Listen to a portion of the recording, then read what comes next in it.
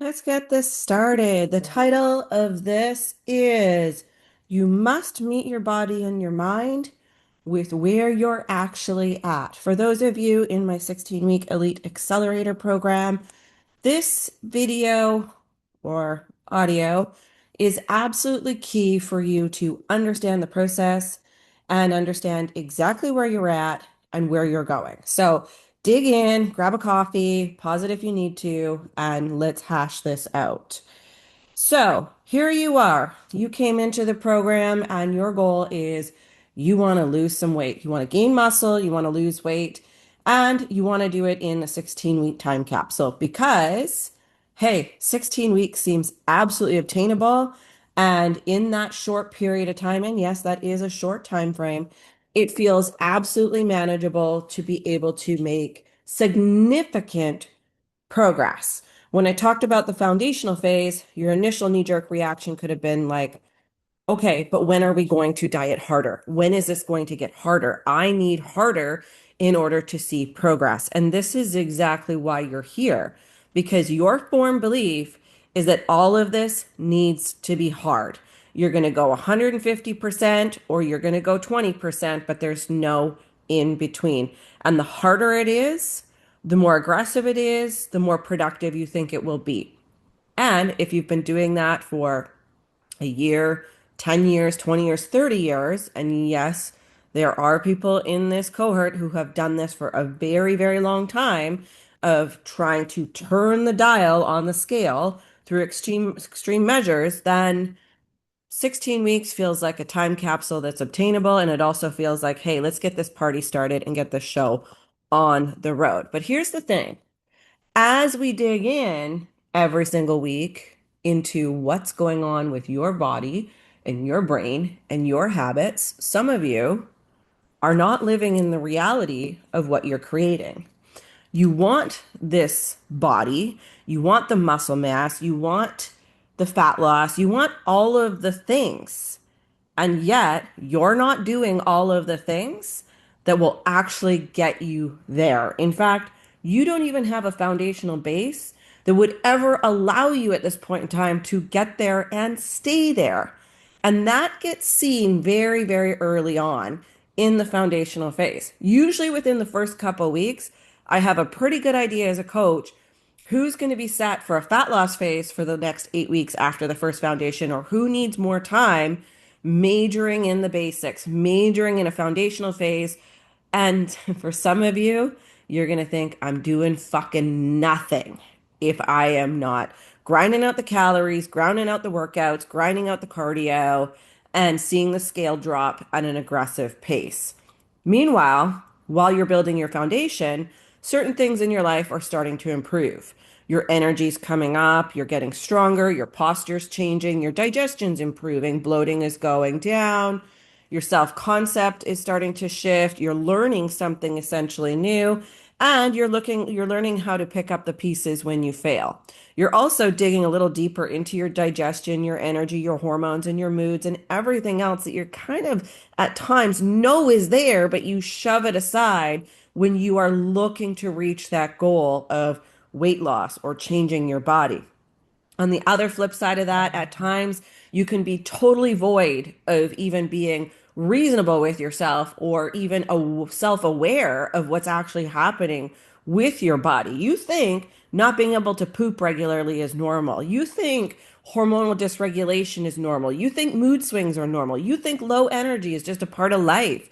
Everybody's going through it, so it's probably fine. And so you settle into this is just the way that I am, and this is just how it's going to be kind of mode while you're actually frustrated with what's actually going on with your body. So let's talk about the phase that you're in and why comparing yourself to somebody whose body is prepared to go into a fat loss phase or whose body is rapidly responsive comes down to patterns, habits, and beliefs. Let's dive into it a little bit further because once you actually click with this, you're going to be locked in for the long game, and this is going to make a lot more sense to you. Probably about 90% of the people who I coach have done some type of contest prep style diet, whether it's like a biggest loser type diet, contest prep diet, something really extreme. And so they have over time created metabolic adaptation. Just so you understand what metabolic adaptation is essentially your body recalibrates to whatever you give it. Let's take the GLPs as a great example. You go on a GLP-1, you lose 50 pounds, and your food noise has reduced, and so has your appetite.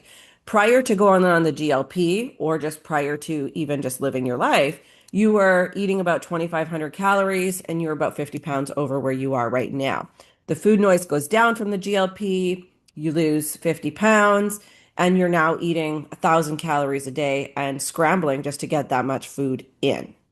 What's actually happened is your body's gone from utilizing 2,500 calories as survival to 1,000 calories on survival. When you go to eat more or the GLP-1 stops, your body has adapted to 1,000 calories. That is metabolic adaptation.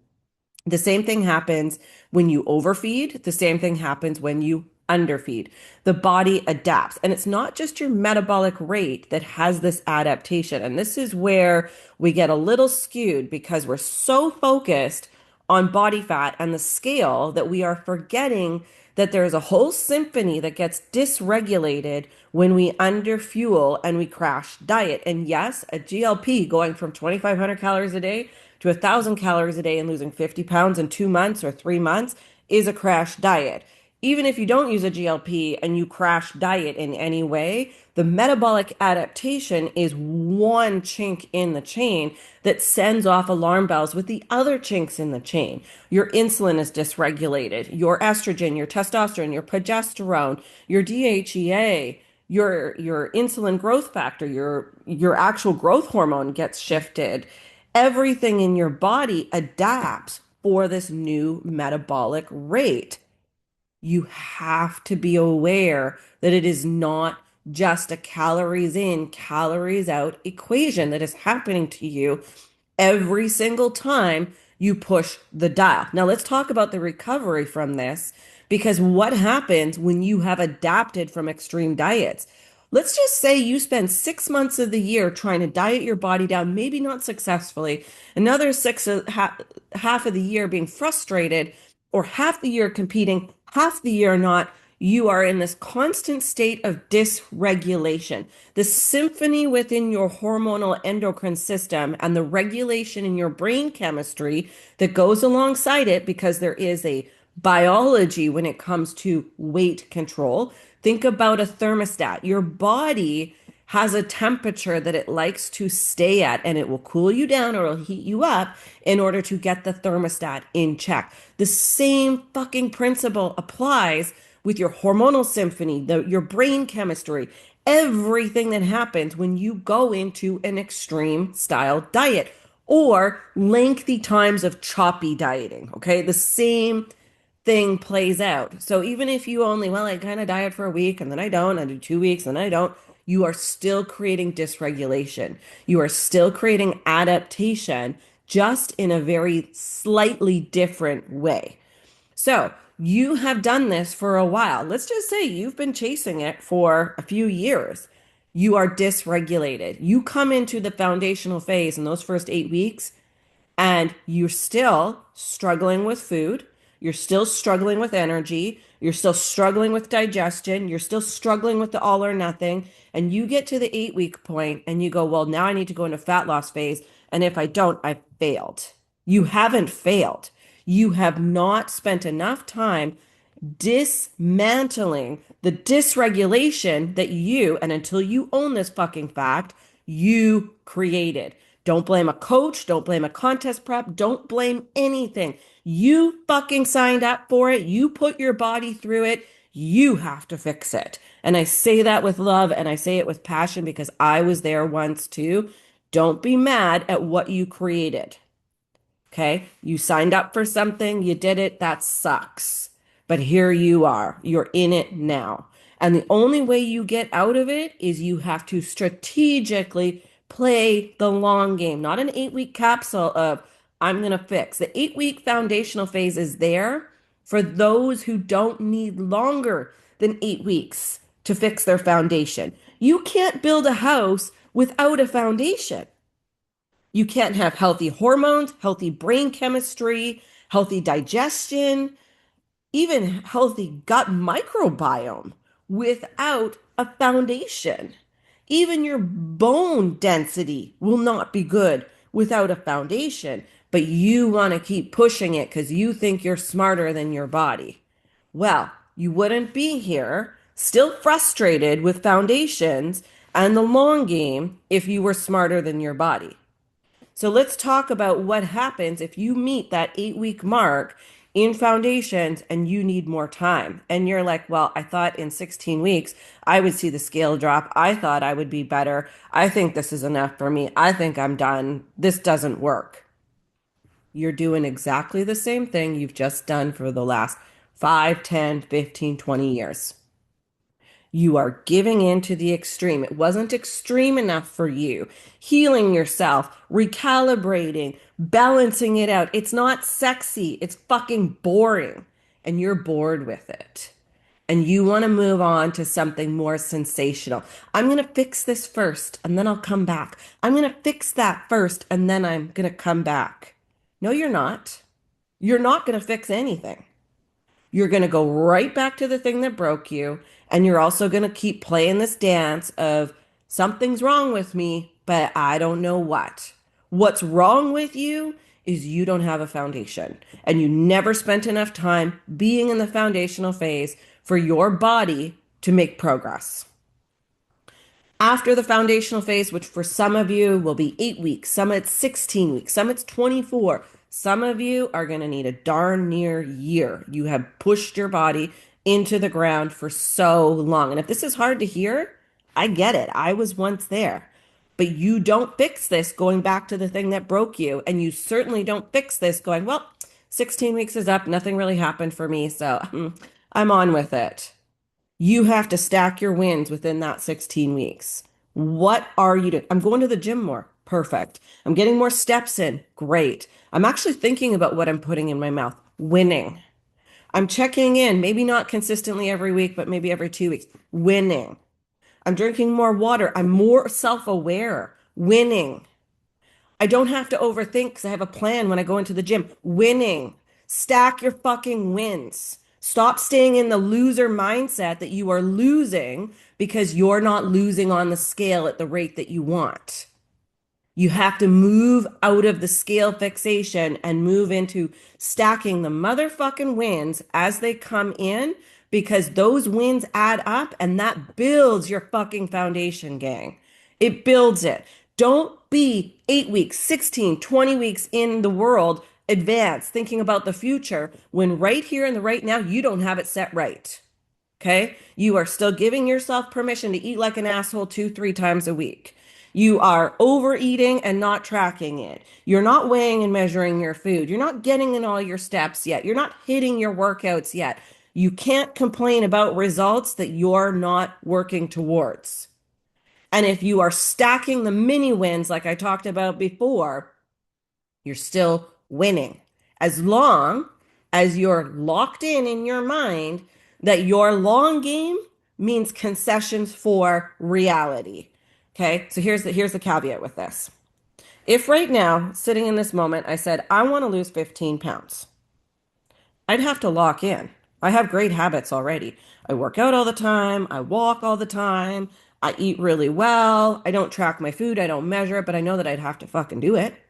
I'd have to do it. If I wanted to lose 15 pounds, which means pushing below my set point, I would have to lock in. I'd have to lock in with the BLTs. I'd have to lock in with weighing and measuring my food. I wouldn't be able to skip a walk. I wouldn't be able to move a workout to next week. I'd have to lock in. And I've been doing this for 30 years. And I have a great metabolism. I have really balanced hormones at this point in time. So if I have to lock in like that, and I don't lock in, okay, right now I'm not willing to lock in, okay? I don't want to lock in like that. I don't want to weigh and measure all my food. I don't want to miss out on an outing. I don't want to be a prisoner to my schedule. I'm choosing not to be. So I'm stacking the wins. Hit 10,000 steps. I ate really well today. I got to the gym 4 times this week. My self-talk was great. My sleep has improved. I'm going to bed earlier. My cognition is improved. I stack the wins on the other side because part of my foundation is stacking those wins. If I want to see the scale drop 15 pounds and get shredded, I have to lock the fuck in. So you also have to ask yourself how locked in you're willing to be right now. Because if you're not willing to be fully locked in, you can't expect the dial to shift as quickly as you want, whether it's foundations, fat loss, muscle building, whatever it is. You still have to lock the fuck in. So if you're going to be 70%, which is totally cool, I'm cool with 70%. I live in the 70, 80% range all the time by choice. But I'm also realistic because if I woke up tomorrow and my gut health was a mess, my energy was low, my mood was low, I'd have to turn the dial. I don't just go, yeah, well, it's just the way that I am. I'll just deal with it. 16 weeks, I'm over it. It's too hard. Loser mentality. That's loser mentality. Lock in. I either lock in on making it work or I lock in on being okay with my 80%. Right now, I'm okay with my 70, 80%. I'm down with it. I fuck with it all the time. It's great. But if I wanted to drop, I know what I'd have to do. So in your foundational phase, you also have to be reasonable with the percentage of which you're putting in the work. If you're giving yourself 3, 4 days off a week to eat whatever you want, but you're expecting the scale to drop and you're unhappy with your progress, you got to lock in with your mindset that you're doing 60, 70%. And so it doesn't mean you're not qualified for coaching. It just means you have to reroute your brain out of the time capsule that in 16 weeks, you're going to drop it like it's hot. This is the other thing too. I'll hear people say, "Oh, well, I'm not perfect, so I don't really think I'm coachable right now. I don't really think that I'm cut out for the program right now because I'm not able to do everything. I can't do it 150%. You don't need to do it 150%.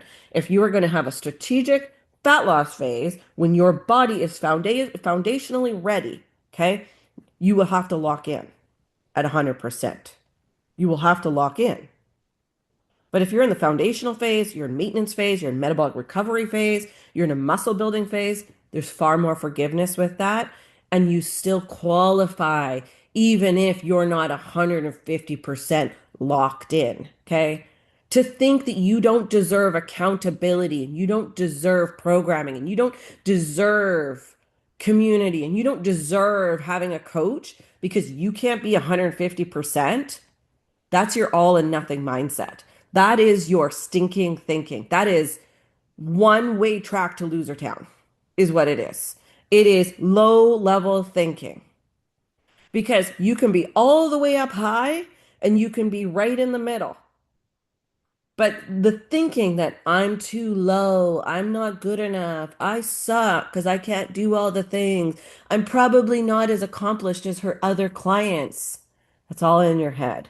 That's part of your stinking thinking. That is part of what's ingrained, that all or nothing mindset into you. That is also why you have been stuck and why you keep going back to these really stupid knee-jerk reactions. Lock in, ladies and gentlemen. Lock in. Lock in with your 70, 80% and be okay with it.